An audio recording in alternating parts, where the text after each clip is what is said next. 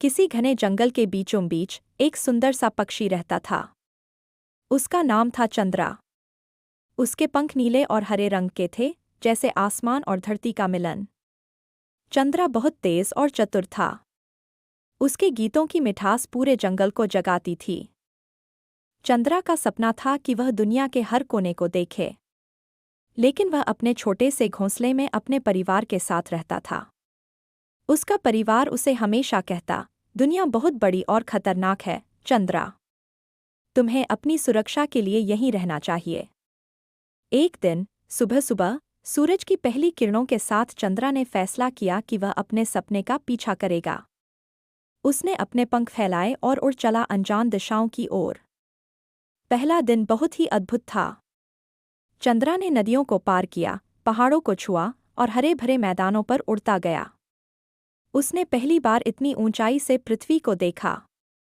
वह खुशी से झूम उठा। परंतु जैसे जैसे सूरज ढलने लगा, ठंड और अंधेरा छाने लगा। चंद्रा को अपने घर की याद आने लगी। रात को उसने एक घने पेड़ की शाख पर विश्राम किया, लेकिन वहां उसने देखा कि एक उल्लू उसे घूर रहा है। उल्लू बोला, ए पक्षी, तुम यहाँ अकेले क्यों हो? रात को जंगल में रहना खतरनाक हो सकता है। चंद्रा ने विनम्रता से उत्तर दिया, मैं दुनिया देखना चाहता हूँ। उल्लू हंसा और बोला, सपने देखना अच्छा है, लेकिन हर सपना पूरा करने के लिए साहस और बुद्धिमानी दोनों चाहिए। सावधान रहना। अगले दिन चंद्रा ने फिर से उड़ान भरी। इस बार वह एक गांव के पास पहुंचा। गांव के बच्चों ने उसे देखा और खुशी से तालियां बजाईं। वे उसके रंग बिरंगे पंखों को देखकर मंत्रमुग्ध हो गए।